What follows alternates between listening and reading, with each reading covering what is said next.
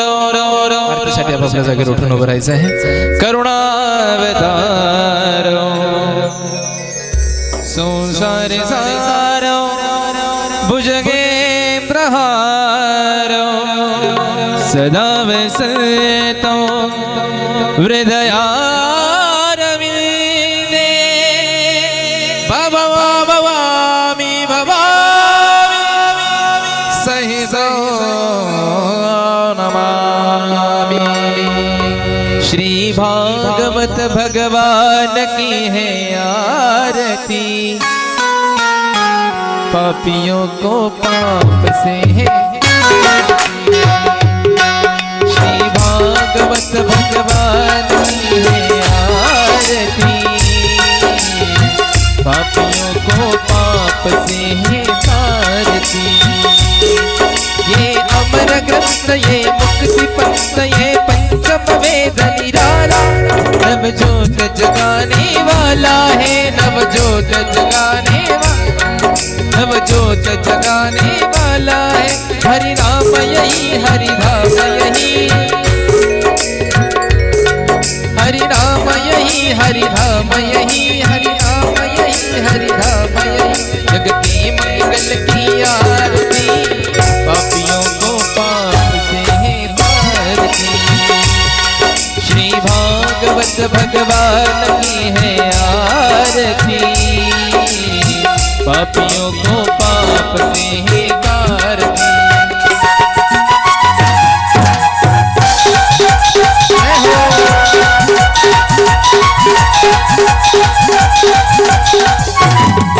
ये शांति गीत पावन पुनीत पापों को मिटाने वाला, हरि दर्श कराने वाला है हरि दर्श कराने वाला. या सुख करणीय दुख हरणीय सुख करणीय दुख हरण. श्री मधुसूदन की आरती, पापियों को पाप से है.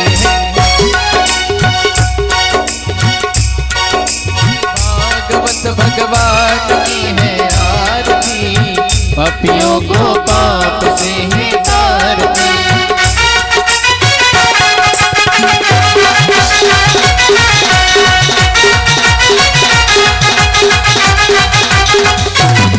ये मधुर बोल जगपंत कौल सन मार्ग बताने वाला, बिगड़ी को बनाने वाला है बिगड़ी को बनाने वाला है बिगड़ी को बनाने वाला है. श्री राधे राधे श्री राधे.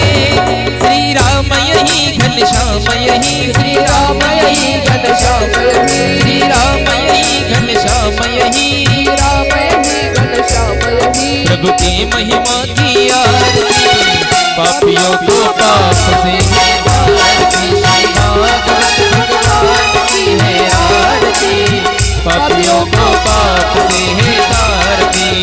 पापियों को पाप से है तारती, पापियों को पाप से है तारती. हरि लुड़ा कर वसीन कर लुड़ा नमाहि प्रभु समी कर भरत भोजन भवे उवाल मने नमः. विठ्ठल रखमाय विठ्ठल रखमाय विठ्ठल रखमाय विठ्ठल रखमाय. स्वस्ति श्री गणेशाय नमः.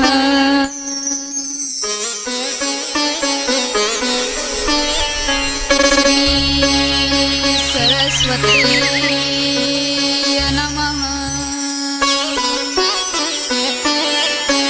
श्री गुरुभ्यो नमः. ओम नमो भगवते वासुदेवाय नमः.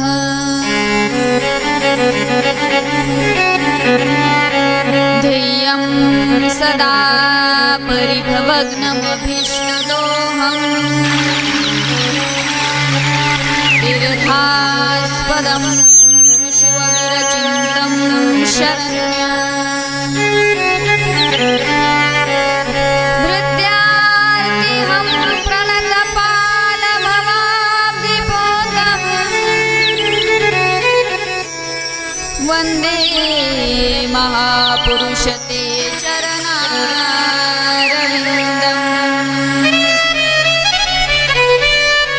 वनश्री विभूषितकरा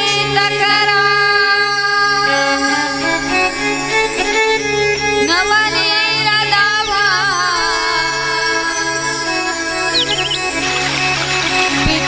पीतांबरा नवनबिल्वफला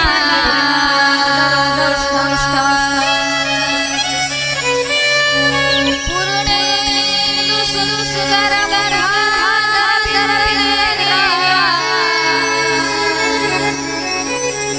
कृष्णार्पणमपि तत्त्वमहं न जाने। जय श्री राधा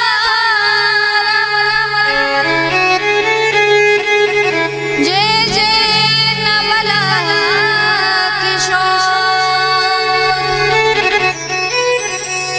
जय गोपी चोर प्रभु जय जय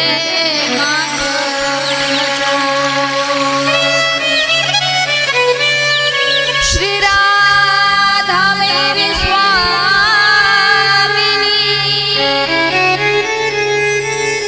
मैं श्री राधे को दास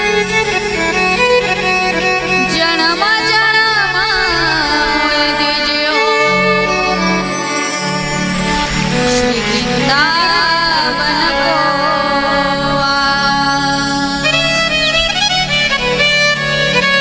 सब द्वारन को छोड़ के मैं आई तेरे द्वार और वृषभानु की लाडली नित मेरी और निहार नमो जन्मभूमि जिथे जन जन्म लेवी नमो कर्मभूमि जिथे वाढलेवी नमो राष्ट्रभूमि जिच्या सर्व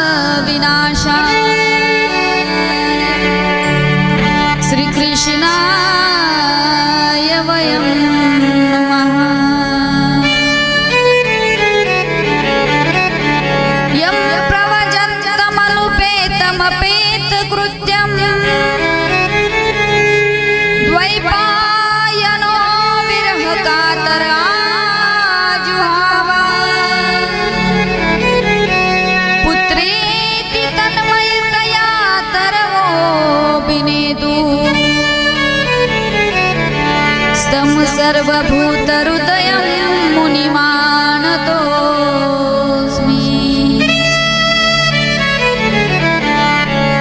गोपाल कृष्ण भगवान की, शुकदेव जी महाराज की जय।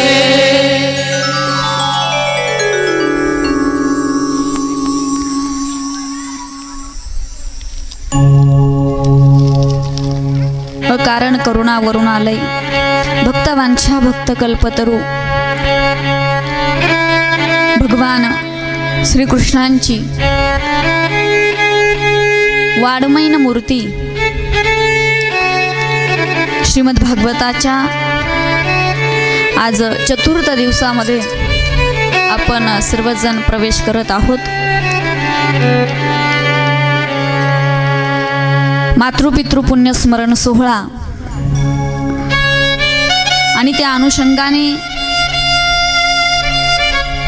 संपूर्ण असणारा गायकर परिवार, त्यांचे सर्व असणारे आप्तेष्ट परिवारातील सर्व मंडळी, आमचे श्री समाधान भाऊ गायकर, त्याचप्रमाणे श्री करण भाऊ गायकर आणि संपूर्ण असणारा गायकर परिवार, प्रियंकाताई असतील, सविताताई असतील आणि सर्वच त्यांच्या भगिनी, माताश्री, या परिवाराच्या निमित्ताने श्रीमद भागवत कथेचं श्रवण मनन करण्याचं जे भाग्य आपल्याला लाभलेलं आहे ते अवर्णनीय आहे, अद्वितीय आहे। काही गोष्टी मनुष्याला प्रारब्धाने नशिबाने प्राप्त होत असतात। भगवंताचं एक अक्षर कानावरती पडण्यासाठी, मुखातून भगवंताचं नाम बाहेर पडण्यासाठी अनंत जन्माईची पुण्याई असावी लागते, सुकृत पदरी असावं लागतं, तेव्हा ते संस्कार बाहेर पडत असतात आणि त्या संस्काराने भगवान परमात्म्याच्या चरणावरती, प्रभूंवरती, प्रभूच्या चरित्रावरती मनुष्याची प्रीती जडत असते। प्रत्येकाच्या भाग्यामध्ये, प्रत्येकाच्या प्रारब्धामध्ये हा लाभ नसतो। काही निराळे असतात, असंख्य जीवांमधून भगवान परमात्म्याने त्याचे गुण गाण्यासाठी, त्याचे गुण ऐकण्यासाठी आपल्याला निवडलं। निश्चित आपण सर्व भाग्यवान मंडळी आहोत। त्या अनुषंगाने भगवान परमात्म्याने जे काही दिव्य चरित्र केले, ते सर्व दिव्य चरित्रांचं आपण श्रवण करतो आहोत आणि आपण सर्व मंडळी अतिशय अंतःकरणापासून ही कथा श्रवण करत आहात। प्रत्येक जण लक्ष देऊन ऐकतो, व्यवस्थित ऐकतो आणि म्हणून जी काही अवताराची धारणा प्रभूंची आहे, प्रभूंनी जो अवतार धारण केले त्या अवताराचे अनेक प्रकार, अनेक संख्या, अनेक पुराणांमधून, अनेक शास्त्रांमधून आपल्याला कळाल्या।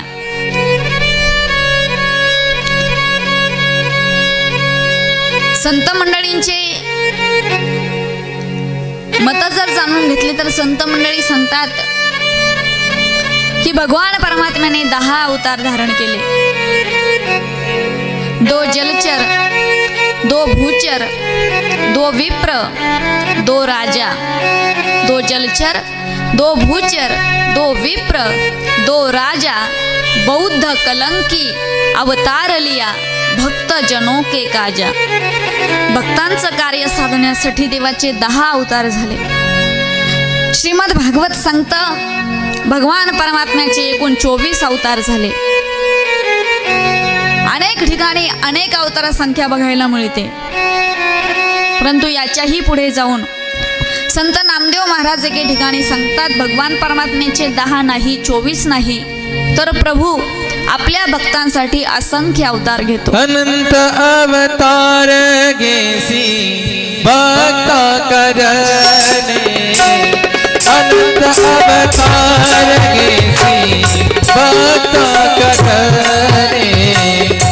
कनवाळो कृपाळो दिन लागी उद्धरणे कनवाळो कृपाळो दिन लागी उद्धरणे अनंत अवतार घेसी कथा करणे अनंत अवतार घेसी कथा करणे कनवाळो कृपाळो दिन लागी उद्धरणे कनवाळो कृपाळो दिन लागी उद्धरणे कनवाळो कृपाळो दिन लागी उद्धरणे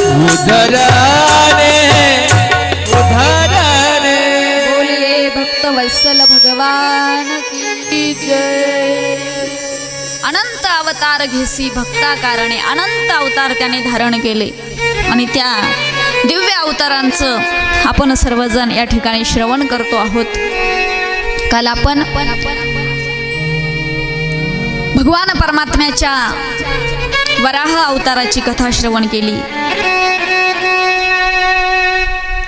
भगवान परमात्म्याने या सृष्टीची निर्मिती कशी केली, या सृष्टीचा विस्तार कशा पद्धतीने झाला, हे सर्व काल आपण ऐकलं. सृष्टीच्या विस्तारामध्ये मनु राजा आणि शतरूपा राणींच्या असणाऱ्या 3 कन्या आणि त्या 3 कन्यांच्या माध्यमातून दक्ष प्रजापती आणि जी प्रसूती राणी आहे त्यांच्या कन्यांद्वारे या सृष्टीचा जीवविस्तार जास्त प्रमाणामध्ये झाला.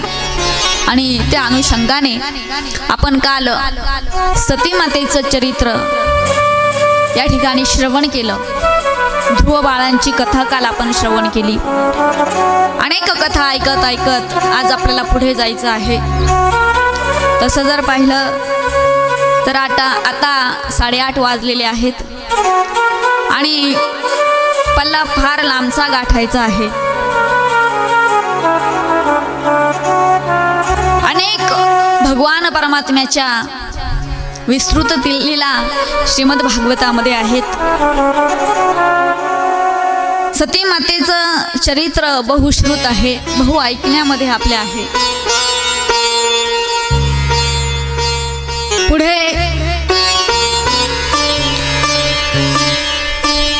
ध्रुवांच्या वंशामध्ये अंग नावाचे राजे झाले. अंग नावाच्या राजापासून वेनाचा जन्म झाला आणि ध्रुवजींचा वंश अशा पद्धतीने पुढे चालत राहिला. वेन नावाचा जो राजा होता, ध्रुवजींसारख्या महात्म्यांच्या घरी त्याचा जन्म झालेला होता, तरी सुद्धा त्याची जी वृत्ती आहे ती असमाधानी होती. महात्म्याच्या घरी जन्माला येऊन सुद्धा त्याचं जे वर्तन आहे, त्याची जी वागणूक आहे ती अतिशय निंदनीय होती. अनेकांना तो त्रास द्यायचा, अनेकांना छळायचा आणि म्हणून सर्वजण त्याचा तिरस्कार करू लागले. आणि त्या तिरस्कारातूनच वेनाचा मृत्यू झाला. त्याचा मृत्यू तर झाला, परंतु पुढे यांचा वंश कसा चालणार म्हणून ऋषी मुनींनी त्या वेनाच्या शरीराचं मंथन केलं आणि वेनाच्या शरीराचं मंथन करून त्या मंथनाद्वारे एका दिव्य पुत्राची निर्मिती झाली. तो सुद्धा भगवान परमात्म्याचा एक अवतार आहे. त्यांचं नाव आहे पृथु भगवान. बोलिये पृथु भगवान. पृथु भगवान परमात्म्याचा आविर्भाव झाला. त्यानंतर प्रियव्रत राजाची कथा आपण ऐकली. प्रियव्रत राजाच्या वंशामध्ये पुढे अग्निर्ध नावाचे राजे झाले. अग्निर्धांचे पुत्र होते नाभी आणि नाभी राजांचे पुत्र होते महाराज ऋषभदेव. हा सुद्धा नारायणांचा एक 24 अवतारांपैकी असणारा अवतार ऋषभदेव भगवंताचा. ऋषभदेवांच्या वंशामध्येच पुढे महाराज भरत झाले, ज्यांच्यामुळे आपल्या देशाला भारत नाव प्राप्त झालं. पहिला आपला हा अजनाभ खंड होता. आपल्या देशाचं पहिलं नाव अजनाभ खंड, परंतु भरतांच्या नावावरून याला भारत असं नाव पडलं. भरतजींची कथा सर्वश्रुत आहे, प्रत्येकाच्या ऐकिवामध्ये आहे. आपण भरतजींची कथा ऐकलेली आहे की भरतजींच्या आयुष्यामध्ये काय घडलं. राजे आहेत भरतजी, सगळी संपदा आहे त्यांच्याकडे, परंतु आपल्या शास्त्राने आपल्याला 4 आश्रम सांगितले: ब्रह्मचर्य, गृहस्थ, वानप्रस्थ आणि संन्यास. ठराविक वेळेपर्यंत एका एका आश्रमाचा त्या ठिकाणी आपण उपभोग घ्यायचा आणि त्या पद्धतीने आपली वर्तणूक ठेवायची. ब्रह्मचर्य आश्रमात राहत असताना तिथून पुढचा निर्णय हा प्रत्येकाचं स्वातंत्र्य आहे की गृहस्थ आश्रमात जायचं की थेट संन्यास घेऊन टाकायचा की ब्रह्मचारीच राहायचं.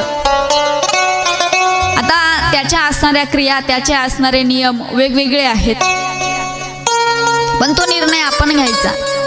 जर आपण गृहस्थ आश्रम स्वीकारला तर ठराविक वेळेपर्यंत संसार करायचा, फार कालावधीपर्यंत अर्ध्या स्मशानात जाऊ द्यायच्या तरी पण संसार सोडायचा नाही, इथपर्यंत करायचा नाही. बोलताना सहज लोक आपल्याला बोलतात, अरे निम्म्या गौऱ्या स्मशानात गेल्या, आता तरी आसक्ती सोडा, आता तरी संसारावरचं लक्ष कमी करा. 50 वर्षाचं होईपर्यंत संसार करावा. 50 वर्षाच्या पुढे मग म्हणाले घरदार सोडून निघून जायचं का? नाही, सगळेच जर गेले तर हिमालयात गर्दी होईल, तिकडे पण सगळे जाऊ नका. संसारामध्ये राहायचं, परंतु संसारावरची जी आसक्ती आहे, प्रपंचावरील जो आपला जम बसलेला आहे, प्रपंचावरचं जे आपलं चित्त आहे ते बाजूला सारायचं आणि प्रभूच्या भजनामध्ये, भगवंताच्या नामस्मरणामध्ये रंग राहायचं, असं आपलं शास्त्र आपल्याला सांगतं. भरत राजांनी शास्त्राप्रमाणे राज्यकारभार केला आणि नंतर सगळं काही आपल्या प्रधानजींच्या, आपल्या पुत्राच्या स्वाधीन केला आणि वनामध्ये निघून गेले. वनामध्ये निघून गेल्यानंतर सतत भगवंताचं स्मरण करायचे, भगवंताचं भजन करायचे. गोविंद मेरो है, गोपाल मेरो है, गोविंद मेरो है, गोपाल मेरो है, गोविंद मेरो है, गोपाल मेरो है, गोविंद मेरो है, गोपाल मेरो है, गोविंद मेरो है, गोपाल मेरो है, गोविंद मेरो है, गोपाल मेरो है. श्री बाके बिहारी नंदलाल मेरो है, श्री बाके बिहारी नंदलाल मेरो है, गोविंद मेरो है, गोपाल मेरो है.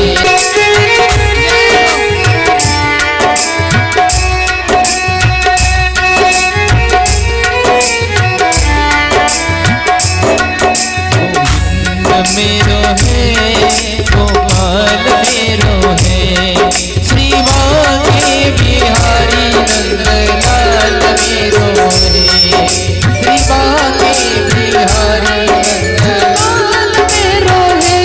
विठ्ठल माझा माझा माझा माझा माझा, विठ्ठल माझा मी विठ्ठलाचा,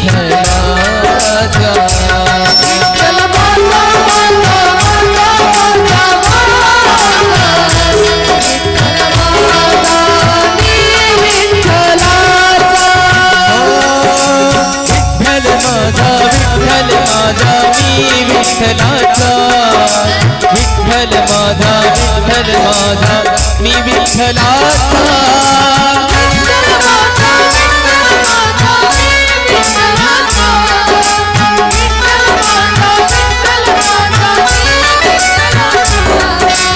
माझा माझा माझा माझा विठ्ठल माझा मी विठ्ठलाचा.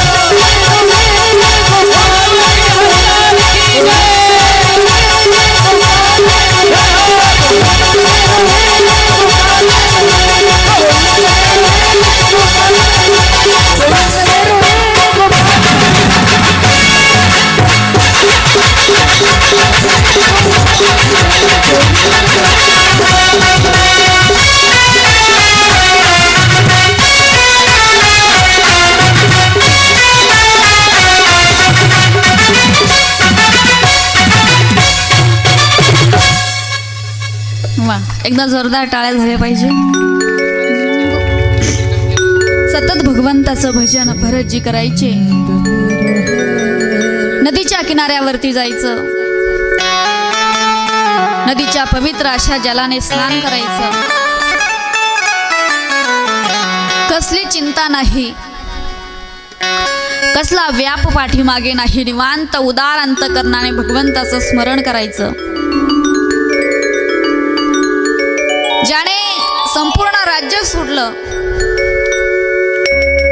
आणि भगवंतावरती प्रेम केलं, भगवंतावरती प्रीती केली. एके दिवशी जेव्हा भरत राजा नदीवरती स्नानासाठी गेले आणि नदीवरती स्नानासाठी गेल्यानंतर एक गर्भवती असणारी हरिणी, जिचे दिवस पूर्ण झालेले होते, पाणी पिण्यासाठी नदीच्या किनाऱ्यावरती आली. हरणाची जात अतिशय घाबरट असते, सदैव ते दचकून राहत असतात. पाणी पिण्यासाठी नदीवरती आली आणि पाणी प्यायला तिने सुरुवात केली. भरत राजांचं शेजारी ध्यान चालू आहे, नामस्मरण चालू आहे आणि ती हरणी पाणी पिते. तेवढ्यात त्यांच्या कानावर वाघाच्या डरकाळीचा आवाज आला आणि ती हरणी दचकली. जशी दचकली, आपल्या पोटातील अभ्रकाच्या भीतीने तिने उडी मारून तिथून पळण्याचा प्रयत्न केला. पण दिवस पूर्ण झाले असल्या कारणाने आणि जोरात पळाल्याच्या कारणाने तिचा जो गर्भ आहे तिथंच नदीच्या किनाऱ्यावरती पडला आणि हरणी पळून गेली. पुढे काही अंतर गेल्यानंतर त्या हरणीचा भीतीने मृत्यू झाला. पण नदीच्या किनाऱ्यावरती ते नुकतंच जन्माला आलेलं पाडस भरत राजांनी पाहिलं. दया हा जो गुण आहे तो परमार्थिकाचं मुख्य अंग आहे.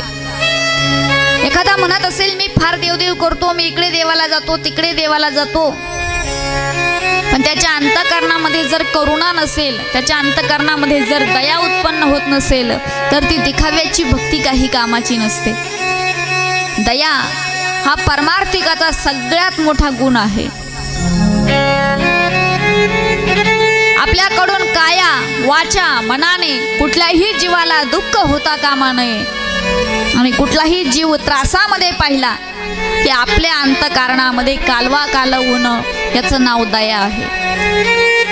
आपण ऐकलं की द्रौपदीची 5 मुलं अश्वत्थाम्याने झोपेमध्ये मारली.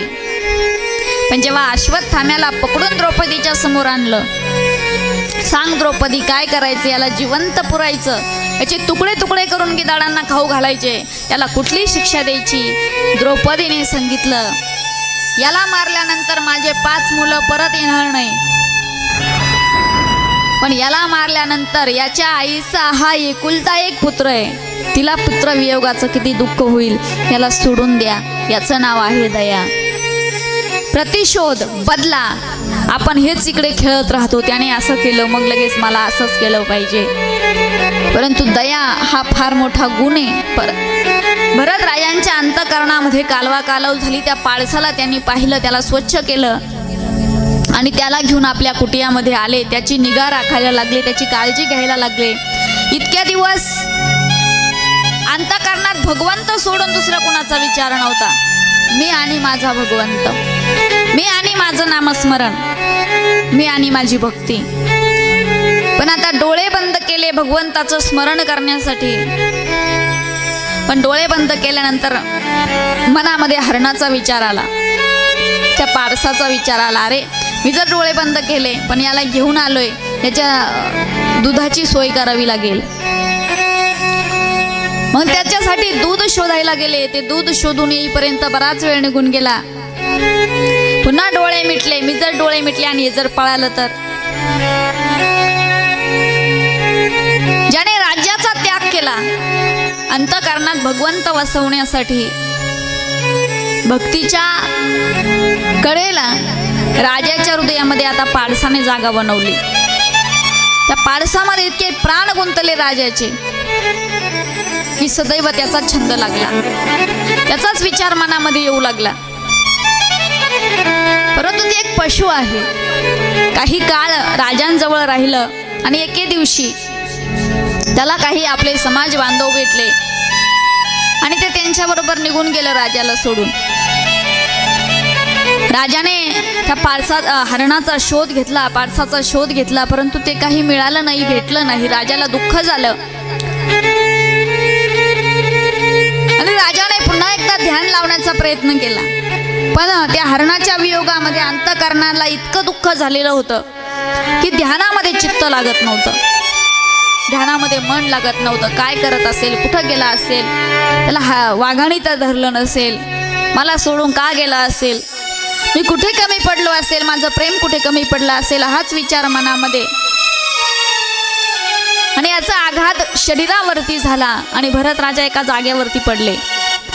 अनेक दिवस त्या एका जागेवरती पडल्यानंतर सतत मनामध्ये हरणाचा विचार. ज्याने प्रभू प्राप्तीसाठी राज्य सोडलं, परंतु जेव्हा देह सोडण्याची वेळ आली तेव्हा मनामध्ये भगवंत नव्हते, तर मनामध्ये त्या हरणाचा विचार होता. आणि म्हणून नाथ बाबा गोड वर्णन करतात, जेव्हा भरत राजा गेले आणि पुढे मुक्ती भेटली नाही तर त्यांची गती काय? जड भरत राजा हरणी गर्भी गेला, जड भरत राजा हरणी गर्भी गेला,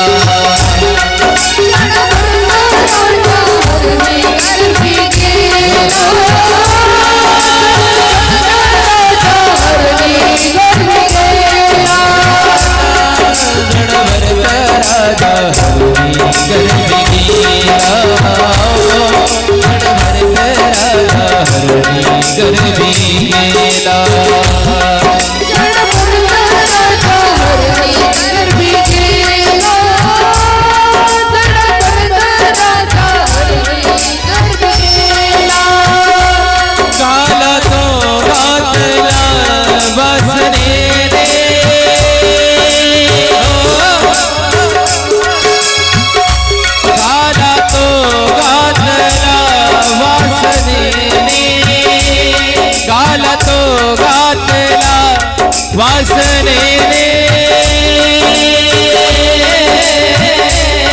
गाला तो गातला वासने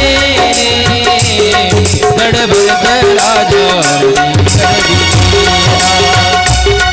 जड भरत राजा गर्भी गेला, जड भरत राजा हरणी गर्भी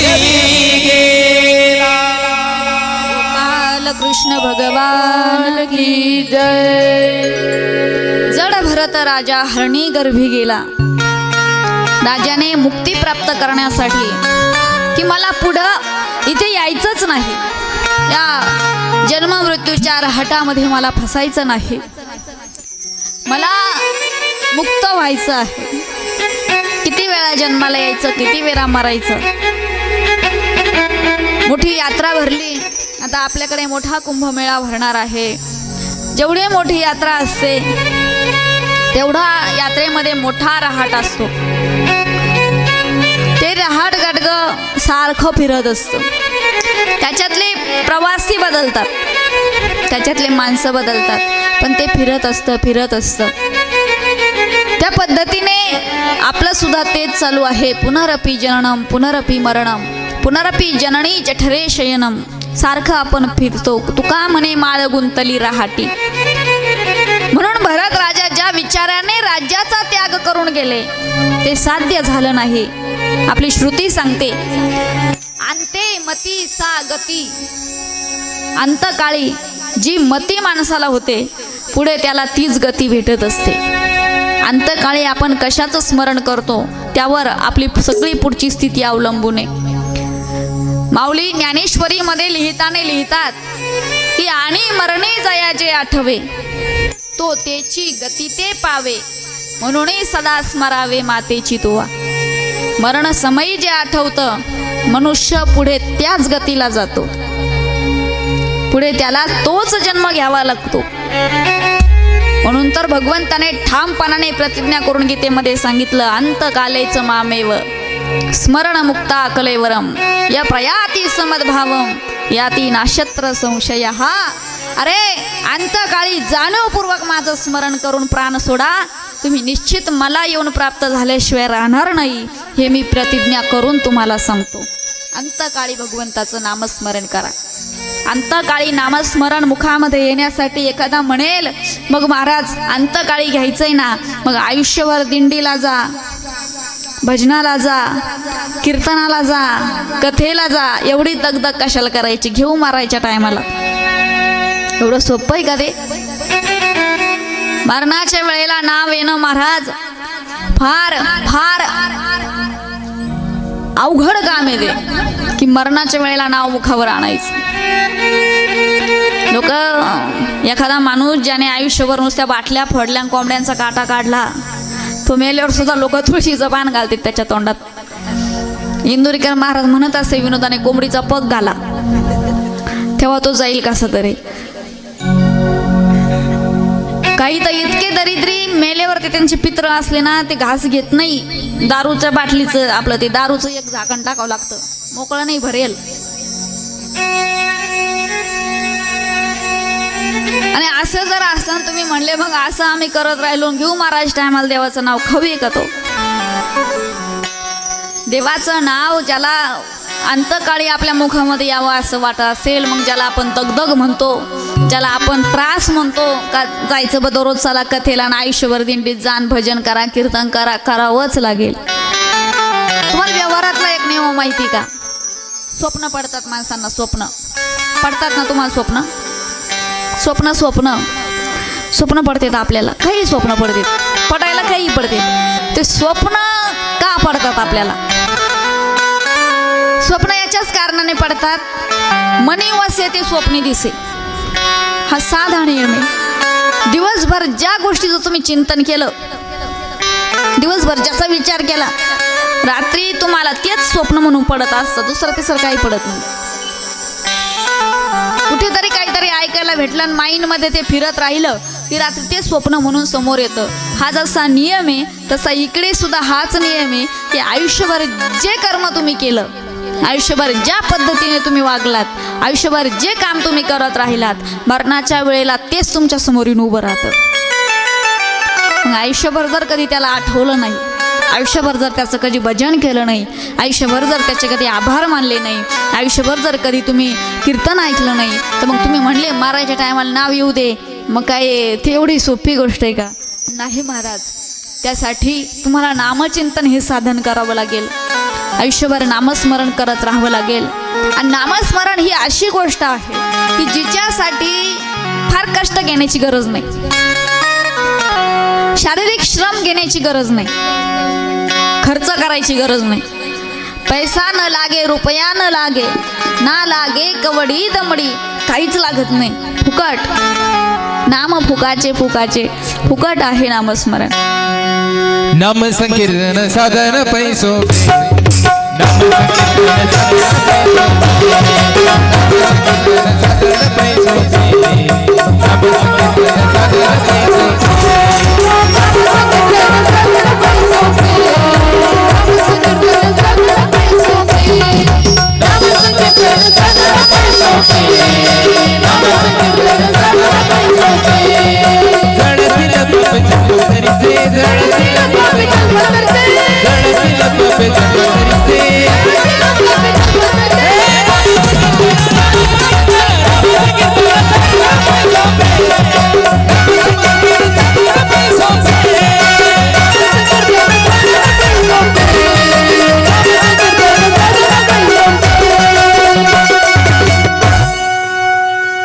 नाम संकीर्तन साधन साधन पैसोपे, जळतीला पापे जन्मांतरीची सोपं साधन आहे.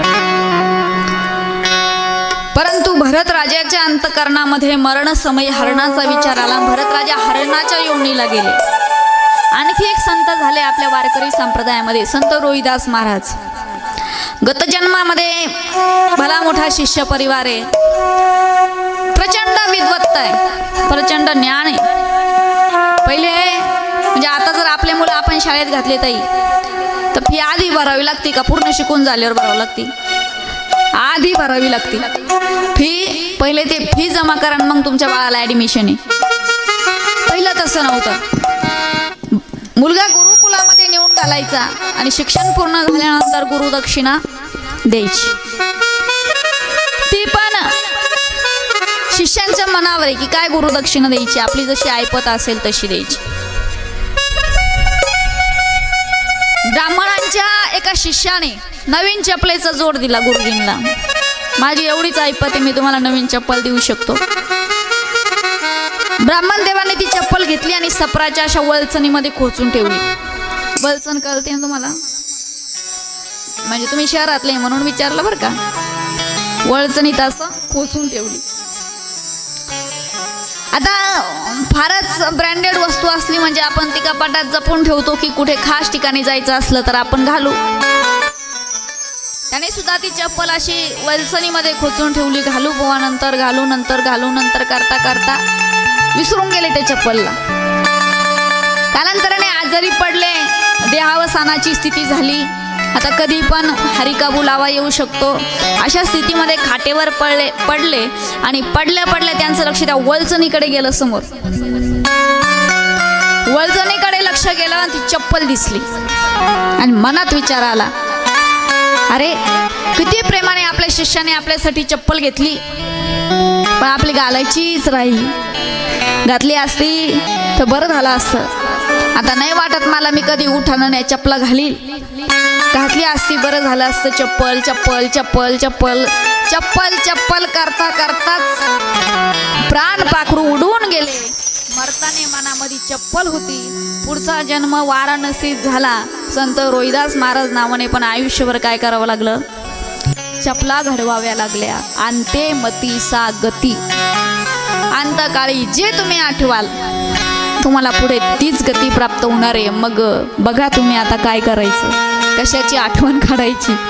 माझं सोनं कुठं आहे बाई, लेकीला द्यायचं का सुनेला द्यायचं बाई, काय कुठे, याचा विचार आता ज्याचा त्याने करायचा आहे.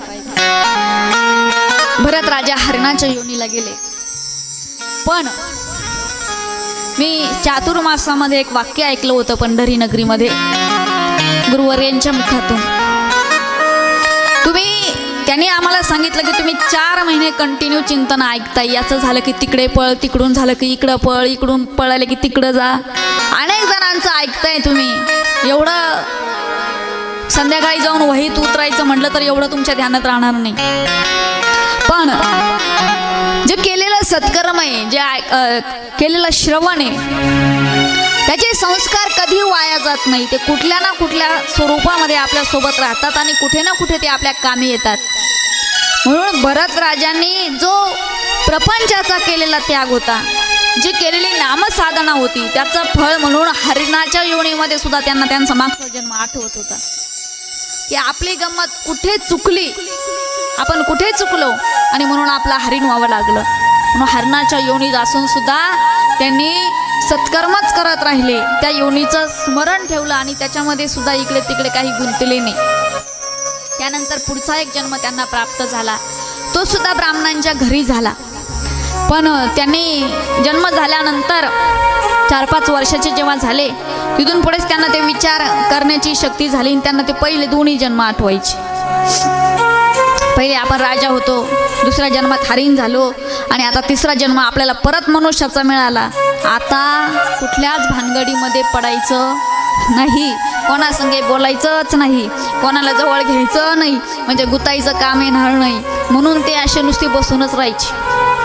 आपण एखाद्याला जसं म्हणतो गणमन तुकाराम, सारखं त्याच्याच गणमनीत असतं, ते काही बोला काहीच परिणाम होत नाही, तसेच राहायचे ते. त्यांचे बाकीचे बंधू स्नान संध्या त्यांना जे मंत्र वडिलांनी शिकवली की ते शिकायचे, पण हे काही शिकतच नव्हते.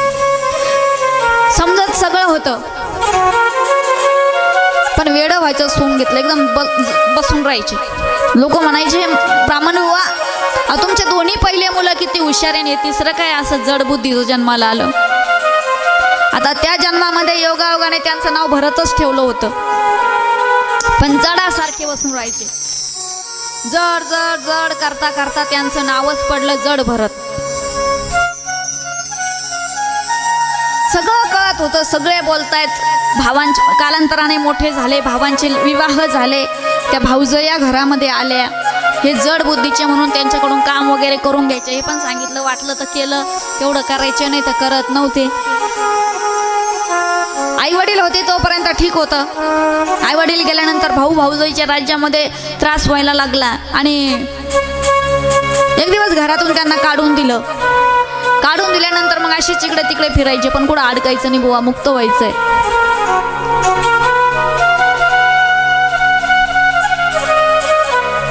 त्यावेळेस जेव्हा एकदा फिरत असताना तिथून एक पालखी चाललेली होती आणि त्या पालखीला कहार लोकांनी उचललेलं होतं, खांदा दिलेला होता.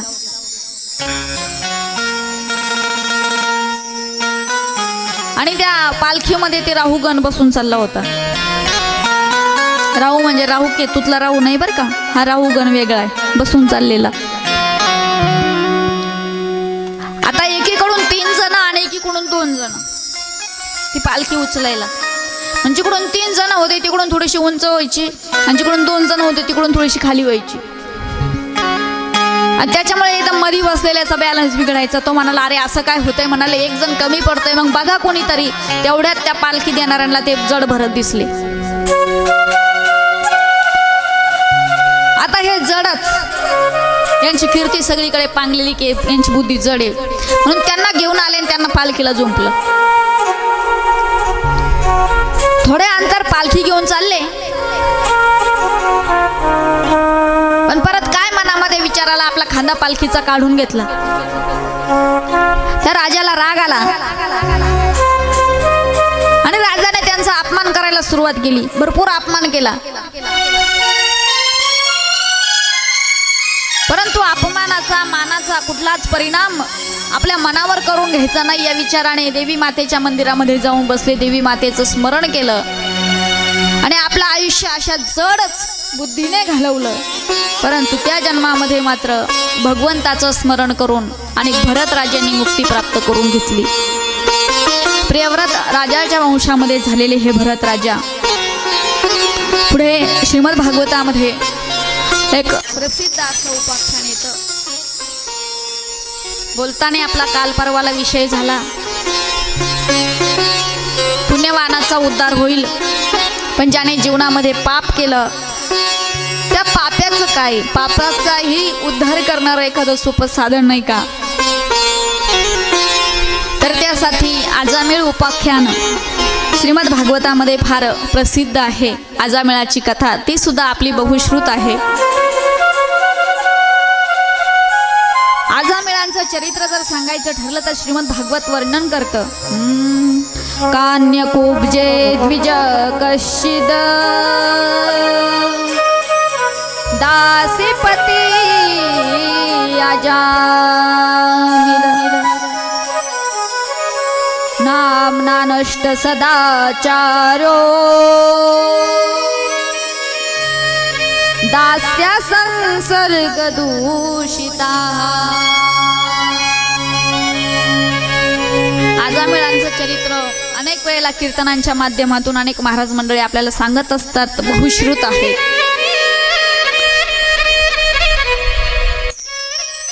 ब्राह्मण ज्ञानी सदाचारी सदवर्तन करणारा, पण एकदा या डोळ्यांनी एका वैश्येला तिचं वाईट कृत्य करताना पाहिलं आणि मनामध्ये विकार जागृत झाले, वैश्येची आसक्ती झाली. आपल्या घरी एक पत्नी आहे याचं विस्मरण झालं आणि त्या वैश्येच्या आहारी गेलेला हा एक ब्राह्मण.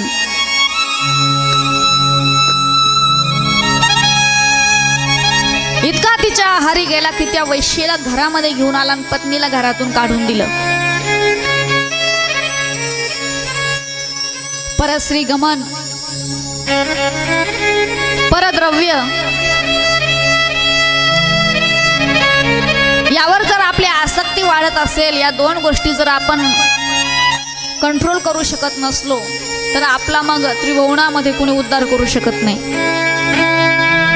दुसऱ्याच्या धनावरती कधी नजर ठेवायची नाही आणि दुसऱ्या स्त्रीवरती आपली पत्नी सोडून आपल्यासाठी सगळ्या स्त्रिया आपल्या आईच्या समाने, आपल्या बहिणीच्या समाने, या वृत्तीने जो चालतो तो नक्कीच ईश्वर त्याचे बाकीचे अपराध क्षमा करेल. प्रत्येक कामासाठी त्याला क्षमा करेल. पण परस्त्री गमन आणि परधन, तुकोबराय सांगतात, परद्रव्य परनारी यांचा धरी विटाळ, यांचा विटाळ पाळा. पण याने वैश्या घरामध्ये आणली, पत्नीला घरातून हाकलून दिलं. नुसत्या वैश्येला घरामध्ये आणलं नाही तर तिच्यापासून याने संतती उत्पन्न केली. 9 अपत्य 9 पुत्रांना जन्म दिला. 10व्या वेळेस ती वैश्य परत गरोदर आहे. याने सगळ्या गावामध्ये, त्याची परिसरामध्ये त्याची निंदा झाली.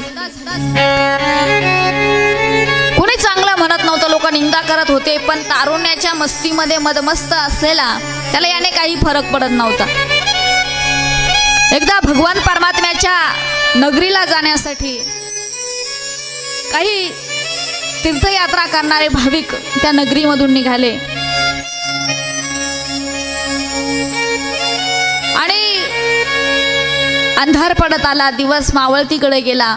आता या गावामध्ये आपल्याला मुक्काम करावा लागेल म्हणून यात्रेकरू गावाच्या मध्यभागी येऊन तिथे थांबले आणि कुणी आपली निवासाची व्यवस्था करेल का, भोजनाची व्यवस्था करेल का याची चौकशी करू लागले. गावाच्या त्या मध्यावरती काही मुलं खेळत होते, काही तरुण मुलं उभी होते. यांनी चौकशी केली की असा तुमच्या गावामध्ये कुणी चांगला धर्मात्मा आहे का, जो वारकऱ्यांची सेवा करतो, वारकऱ्यांना चांगलं खायला देतो. त्यातल्या काही टवळखोर मुलांनी आजामिळाच्या घराकडे बोट केलं. तुम्ही त्यांच्या घरी जा, तुम्हाला नक्कीच काहीतरी चांगलं खायला भेटेल, तुमची सेवा घडेल. आता तीर्थयात्रा करणाऱ्या भाविकांना माहिती नाही म्हणून त्यांच्या दारामध्ये गेले. योगायोगाने तो आजामिळ घरी नव्हता. त्यांच्या दारामध्ये गेल्यानंतर त्याने आवाज दिला. ती वैश्या घरामध्ये होती, ती बाहेर आली. तिने बघितलं की सगळी संत मंडळी समोर उभी आहेत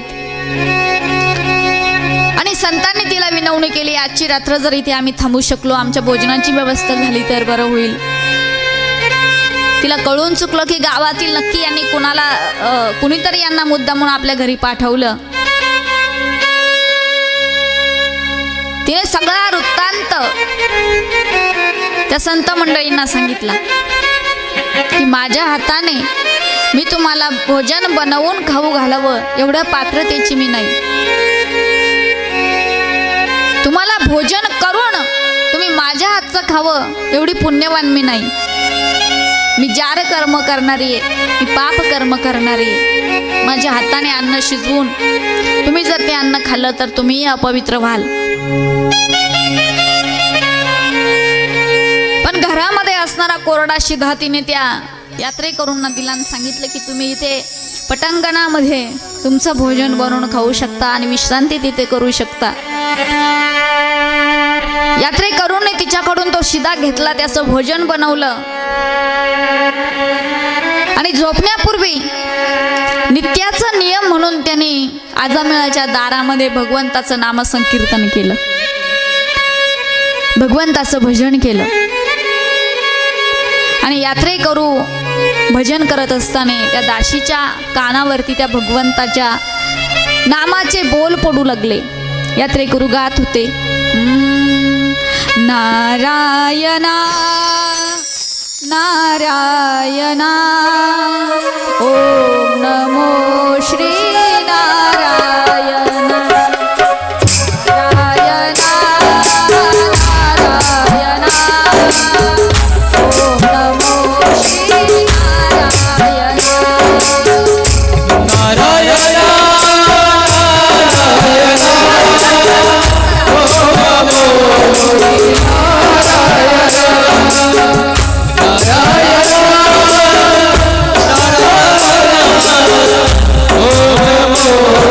Oh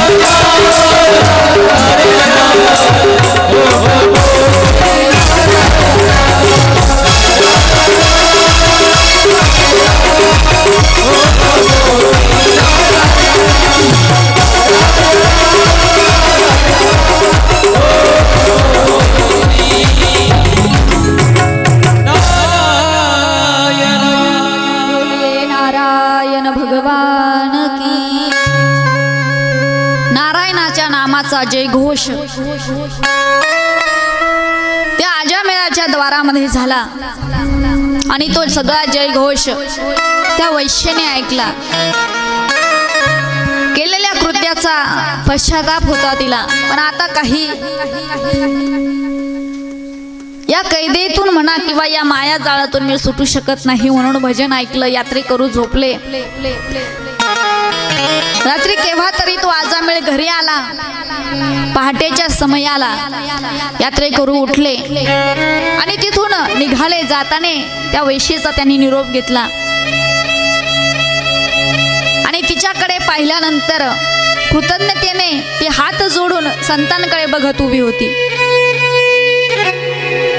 आणि संत असे आहेत की खट नट यावे, शुद्ध होऊन जावे. प्रत्येकाला स्वीकारतात, प्रत्येकाचा उद्धार करतात. योग्य काय अयोग्य काय याची जाणीव ठेवून आणि याचं हित कुठल्या साधनाने होईल हे बघतात. म्हणून त्या वैश्याला त्यांनी जाताना सांगितलं की आम्हाला भोजन घालण्याच्या स्थितीमध्ये नसताना सुद्धा आमची रात्रीची तू भूक शांत केली. आणि म्हणून जाताना आम्ही तुला एकच सांगून जातो की जेव्हा तुझी प्रसूती होईल आणि तुला पुत्र प्राप्त होईल तेव्हा त्या पुत्राचं नाव तू नारायण ठेव. आणि यात्रेकरू निघून गेले. त्या वैश्येने एका पुत्राला जन्म दिला आणि त्या पुत्राचं नाव नारायण ठेवलं. केवळ पुत्राचं नाव नारायण ठेवल्याचा लाभ एवढा झाला की वैश्येच्या आणि त्या आजामेळ्याच्या तोंडातून नारायण नारायण नारायण नारायण नाम बाहेर पडायला लागलं. 9 मुलं मोठी होती, हा 10वा नारायण होता. आणि घरातलं जे शेंडेफळ असतं, जो घरातला सगळ्यात लहान असतो, त्याचं नाव सदैव घरच्यांच्या तोंडावर जास्त प्रमाणात येत असतं. नारायणामध्ये आजामेळाचा फार जीव होता आणि म्हणून सतत नारायण नारायण नारायण नारायण भगवंताचं नामस्मरण घडायला लागलं. म्हणून आपले जुने माणसं आवर्जून आपल्याला सांगत असतात की मुलांची नावं अशी ठेवा की त्याद्वारे आपल्याला काहीतरी लाभ झाला पाहिजे. आपलं नामस्मरण त्या नावाने झालं पाहिजे. कालांतराने तुका म्हणे पापे येती रोगाची आरूपे. या अनुषंगाने या नियमाप्रमाणे आजामेळाला दुर्धर असा आजार झाला आणि खाटेवरती विवळत पडला. यमदूत अगदी तयारीत आहेत, त्याला खेचून न्यायचं, नरकामध्ये न्यायचा आणि केलेल्या कर्माची शिक्षा द्यायची. खाटेवरती पडला, आता मरणार आहे. त्याला कळून चुकलं आता माझं मरण जवळ आलंय.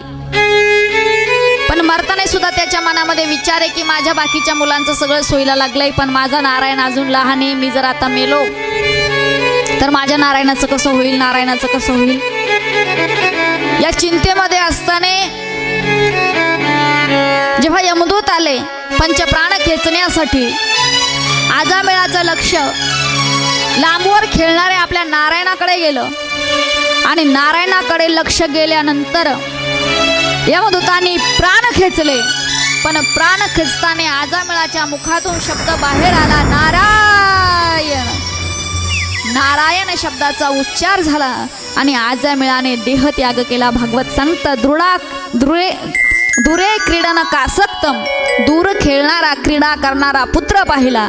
तेवढ्यात यमांनी फास आवळला आणि मरताने आजामेळाच्या मुखातून नारायणाचं नाव आलं. घेऊन निघाले यमदूत त्याला खेचून. यमाच्या दासासी नाही करुणा नेत असतानाच त्याला त्यांनी लगेच त्रास द्यायला सुरुवात केली. पण मरणाच्या वेळेला अंतःकरणापासून नारायणाचं नाव घेतलं. थेट त्याची साथ भगवंतापर्यंत केली आणि भगवान नारायणांचे दूत त्या आजामेळाला घेण्यासाठी आले. जिथे यमदूत खेचून नेत आहेत तिथे ते दूत हजर झाले आणि सांगितलं याला सोडा, याला आम्ही नेण्याकरता आलो. यमदूतांचा आणि विष्णुदूतांचा संवाद फार गोड आलेला आहे भागवतामध्ये. पहिले तर विष्णुदूतांना तिथे पाहिल्यानंतर या यमदूतांना आश्चर्य वाटलं की ये इथं काय करताय. कारण कधी एका देणी वैकुंठासी जाणे, कधीतरी एखादा आत्मा असा असतो की तो वैकुंठाला जातो. रोज हजारोनी लाखोनी लोक मरत असतील, सगळ्यांच्या पुढे वैकुंठवाशी लागत असेल, पण त्यातले सगळेच वैकुंठाला जात असतील अशातला भाग नाही. नुसतं लावण्यापुरतं लागतं, पण सगळेच जातात असं नाही. ते यमदूत आश्चर्यचकित झाले, विष्णुदूत तिथे काय करतायत. यांना तर कधीच्या मध्येच संधी भेटते एखाद्याला न्यायला यायची, पण आज हे इथे कसे आले. त्याने विचारलं विष्णुदत्तांना, कुठे निघालात? आज तुम्हाला पण एखादा गिराईक भेटला की काय? याने सांगितलं, ज्याला तुम्ही पकडून घेऊन चालले त्यालाच नेण्यासाठी आम्ही आलोय. अहो, तुमचा काहीतरी गैरसमज झालेला असेल. हा खरा तर म्हणाले नरकामध्ये नेण्याच्या सुद्धा लायकीचा नाहीये. याला यमदूतांनी घेऊन जावं एवढी सुद्धा याची पात्रता नाहीये. आम्ही याला शिक्षा देण्यासाठी घेऊन चाललो, तुम्ही याला घेण्यासाठी आलात. नक्की तुमचा काहीतरी गोंधळ झाला असेल. विष्णुदूतांनी सांगितलं, नाही. तुम्ही ऐकलं नाही का? जेव्हा तुम्ही याच्या गळ्यामध्ये फास टाकला आणि याचे प्राण हरण केले, तेव्हा याच्या मुखातून नारायण अक्षर बाहेर आलं. ते इतकं अंतःकरणापासून होतं, इतकं तळमळीतून होतं की भगवंताने, नारायणाने याला घेण्यासाठी आम्हाला पाठवलं. त्यांनी सांगितलं, अक्षर जरी याच्या मुखातून बाहेर आलं तरी ते काय नारायणासाठी नव्हतं. ते अक्षर याच्या मुलाचं नाव नारायण आहे आणि म्हणून घेतलं. सांगितलं, याच्या मुलाचं नाव नारायण का होतं, का नारायण ठेवलं? म्हणले संतांनी सांगितलं. आणि संत कोणाचं स्वरूप आहेत? म्हणले संत तर नारायणाचं स्वरूप आहे. देवते संतन, देवते संत निमित्त त्या प्रतिमा. आकार वेगळे, नारायणांनीच त्याचं नाव नारायण ठेवून घेतलं आणि त्या माध्यमातून आजामेळाचा उद्धार करायचा होता. म्हणून मरण समयी नारायणाचं नाव आलं आणि आजामेळासारखा पापी त्याला सुद्धा भगवंताने वैकुंठाला नेलं. गीतनाम विठोबाचे पर्वत जडती बापाचे, पर्वत जडती बापाचे. गीतनाम विठोबाचे पर्वत जडती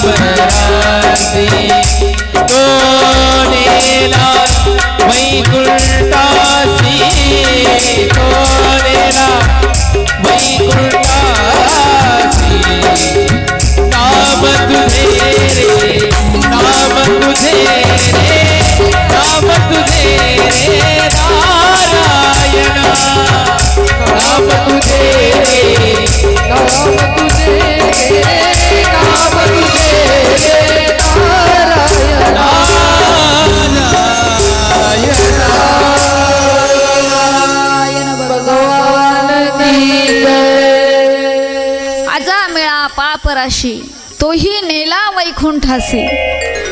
नामाची एवढी ताकद आहे, नामाचा एवढा महिमा आहे, म्हणून सतत त्या भगवंताचं नामस्मरण करावं. पुढे दक्ष राजांच्या कन्यांचं आपण चरित्र ऐकलं. त्यामध्ये दक्षाला ज्या 60 कन्या झाल्या त्या कुणाला दिल्या, कुणाशी विवाह झाला हेही आपण काल श्रवण केलं. पुढे वत्रासुरांचं चरित्र येतं की पूर्वजन्मामध्ये हा चित्रकेतू होता. एका वनामध्ये भगवान शंकर आणि माता पार्वती क्रीडा करत असताना हा तिथे गेला आणि भगवान परमात्म्याला पार्वती मातेला त्याने विहार करताना पाहिलं म्हणून पार्वती मातेने त्याला श्राप दिला आणि तो राक्षस योनीला गेला, तो वात्रासूर. देवराज इंद्रांकडून कुलगुरू बृहस्पतींचा अपमान झाला आणि विश्वरूपाला त्यांनी पुरोहित म्हणून निवडलं. देवतांनी यज्ञ चालू झाला, परंतु राक्षस कुळातील असल्याने यज्ञ करता करता यज्ञातल्या काही आहुती राक्षसांच्या नावाने दिला गेल्या आणि इंद्राला जेव्हा कळालं, इंद्राने त्या वत्रासुराचा वध केला आणि इंद्राच्या पाठीमागे ब्रह्महत्या लागली. कारण असुर जरी असला तरी सुद्धा ब्राह्मण कुमार होता म्हणून ब्रह्महत्या मागे लागली आणि ते ब्रह्महत्येने इंद्राला त्रिभुवनामध्ये लपण्यासाठी कुठेच जागा मिळाली नाही. इंद्र एका सरोवरामध्ये एका कमळाच्या फुलामध्ये छोटं स्वरूप धारण करून तिथे लपून बसला. पण लपून लपून किती दिवस लपणार? ब्रह्महत्या पाठ सोडायला तयार नाही. काय करावं?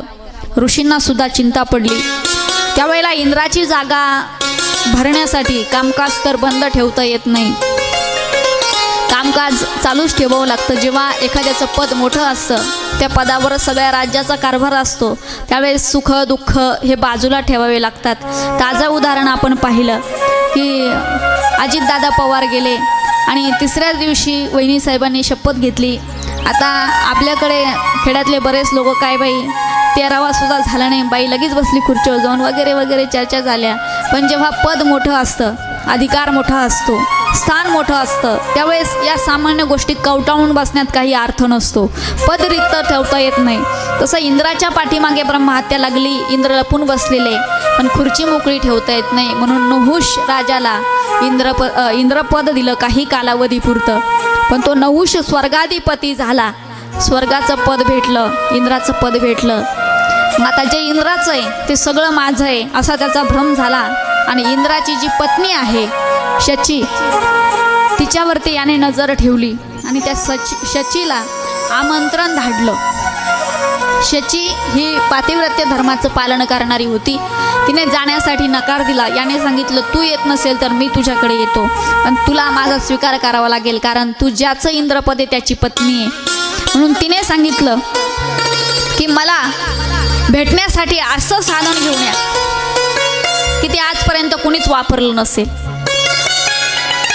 अशा साधनावरती एक आहे जे आत्तापर्यंत त्याचे चालक असे कुणी वापरले नसतील, आगळं वेगळं साधन घेऊन या. म्हणून काय साधन करावं? आता हा इंद्रपद भेटलं म्हणून गर्विष्ठ झाला होता. जे सप्तऋषी आहेत त्या सप्तऋषींना याने पालखी धरायला लावली आणि त्या पालखीमध्ये बसला. तर ऋषी लोक करुणा करतात, पण एकदा जर क्रोध आला तर ऋषींच्या क्रोधापासून मात्र कोणी वाचू शकत नाही. तो नहुष पालखीमध्ये बसला, सप्तऋषी पालखीला लावले आणि निघाली पालखी.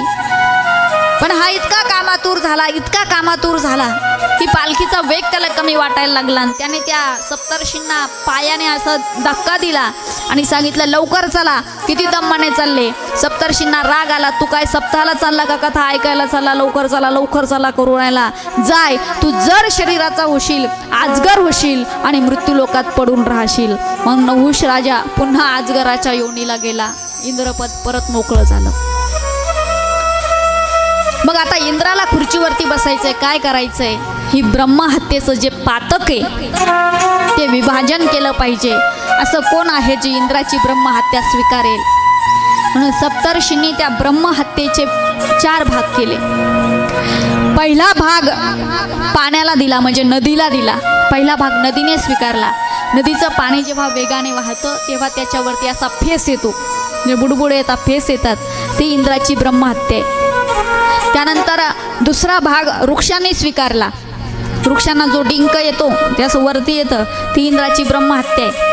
तिसरा भाग पृथ्वीला दिला. काही ठिकाणी अशी ओबडधोबड जमीन असते, तिच्यावर काहीच पिकत नाही, पाऊस पडो ना पडो ती ओबडधोबड बिनकामाची जमीन, ती इंद्राची ब्रह्महत्या आहे.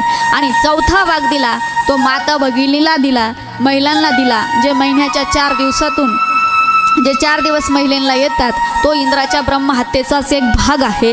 त्या काल्पनिक कथा वगैरे असतील त्या काही नाही. महिला मंडळींचा या सृष्टीवरती फार मोठा उपकार आहे की इंद्राची ब्रह्महत्या माता भगिनींनी स्वीकारली, एका स्त्रीने स्वीकारली आणि त्यातून मग देवता लोकांनी स्त्रीला वरदान दिलं की त्या 4 दिवसांमुळेच तिला आई होण्याचं सुख प्राप्त होईल, मातृत्वाचं मोठं सुख प्राप्त होईल. ही 4 जणांनी इंद्राची वाटून घेतलेली ब्रह्महत्या आणि इंद्राची ब्रह्महत्या वाटून घेतल्यामुळे पुन्हा एकदा इंद्राला स्वर्गपद प्राप्त झालं. आता थोडीशी आपली गाडी स्पीडनी चालणार आहे, तेव्हा तुम्ही तो स्पीड थोडा मॅनेज करावा अशी माझी विनंती आहे. कारण सुरुवात व्हायला थोडासा लेट झाला, पण आपल्याला आज कृष्ण जन्मापर्यंत जायचं आहे आणि म्हणून पुढे सुंदर असं चरित्र येतं, सुंदर अशी कथा येते. आपण ऐकलं काल की हिरण्याक्षाने पृथ्वी चोरून नेली आणि वराह भगवान परमात्म्याने हिरण्याक्षाचा वध केला. त्यावेळेस आपण त्याच्या दुसऱ्या भावाचं नाव ऐकलं होतं, हिरण्यकश्यपू. ज्यावेळेस हिरण्याक्षाचा वध झाला, हा हिरण्यकश्यपू तपश्चर्येसाठी गेलेला होता. अधिक माझी शक्ती वाढावी, अधिक माझं बल वाढावं, तप प्राप्त केलं, शक्ती प्राप्त केली. आणि जेव्हा तो परत आला तेव्हा आपल्या मातेच्या विलोपातून त्याला कळालं की आपल्या भावाचा विष्णूने छळाने एक वेगळा अवतार धारण करून आपल्या भावाला विष्णूने मारलं. तेव्हापासून विष्णूविषयी द्वेष त्याच्या मनामध्ये तयार झाला. भगवान नारायणांविषयी नारायणांचा एवढा द्वेष करायला लागला की त्याने अनेक राक्षस समुदाय, असुर समुदायांची भेट घेतली, आपली सेना वाढवली,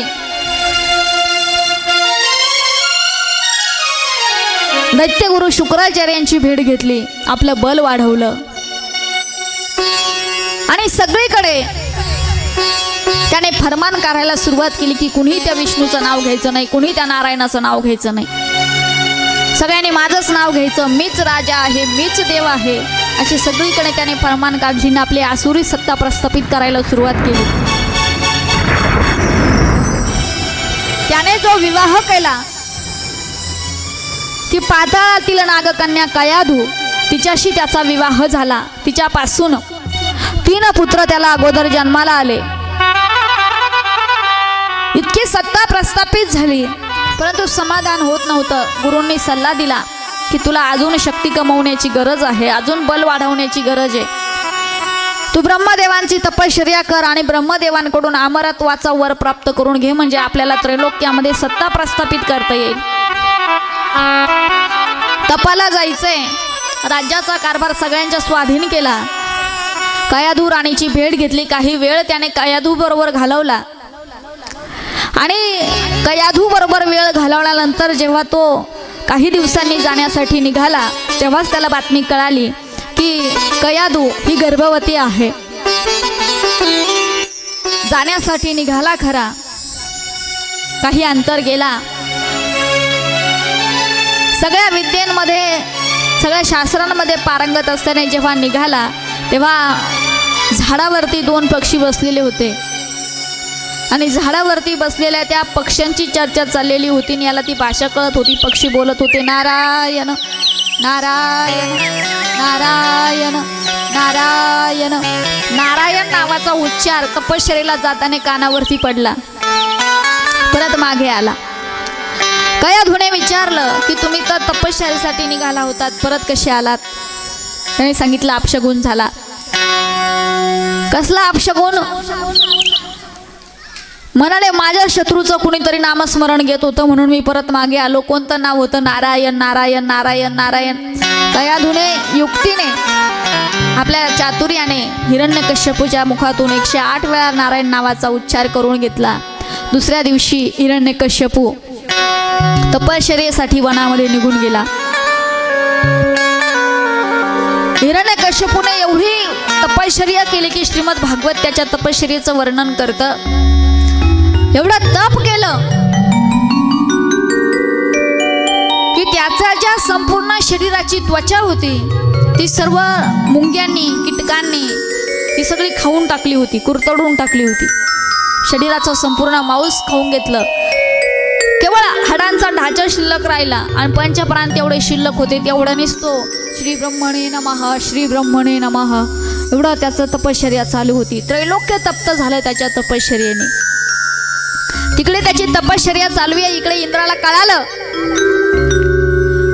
की हिरण्यकश्यप तर तपश्चर्येसाठी गेलेला आहे, पण त्याची जी पत्नी आहे ती गर्भवती आहे आणि हिरण्यकश्यपूचा अंश तिच्या उदरामध्ये आहे, म्हणून त्याने गर्भवती कयाधूचं अपहरण केलं. आणि गर्भवती कयाधूला घेऊन जेव्हा इंद्रदेव निघाले तेव्हा देवर्षी नारद तिथे आडवे आले आणि देवर्षी नारदांनी सांगितलं, एका स्त्रीचं हरण करणं तुझ्यासारख्या उच्च पदावर बसलेल्या व्यक्तीला शोभत नाही. ती स्त्री एकटी नाही तर ती गर्भवती आहे आणि तू तिचं हरण करून पाप करतो आहे, चूक करतो आहेस. इंद्राने सांगितलं, माझी त्या स्त्रीवर कुठलीही वाईट कुदृष्टी नाही, माझ्या मनात तिच्याविषयी कुठलाही दुसरा हेतू नाही, केवळ तिच्या गर्भामध्ये हिरण्यकश्यपूचा अंश आहे आणि म्हणून मला त्या अंशाला नष्ट करायचंय, त्या बालकाला नष्ट करायचंय. नारद हे त्रिकालदर्शी आहेत. नारदांनी सांगितलं, अरे हिच्या वंशधराला तू काय नष्ट करणार, हिच्या वंशातून भगवान नारायणांचा फार मोठा भक्त जन्माला येणार आहे. इंद्राने सांगितलं, प्राण वाचवायचे असतील म्हणून तुम्ही प्राण वाचवण्याचा प्रयत्न करण्यामध्ये जर माझ्याशी खोटं बोलत असाल, हो ज्याचं बीज हे राक्षस आहे, राक्षस याचा पिता मोठा आसुर आहे आणि आसुराच्या घरी कसा हरिभक्त जन्माला येईन. सांगितलं, त्याचा पिता जरी आसुर असला तरी मातेची पुण्य ही फार मोठी आहे, हिच्या पोटातून हरिभक्त जन्माला येईल.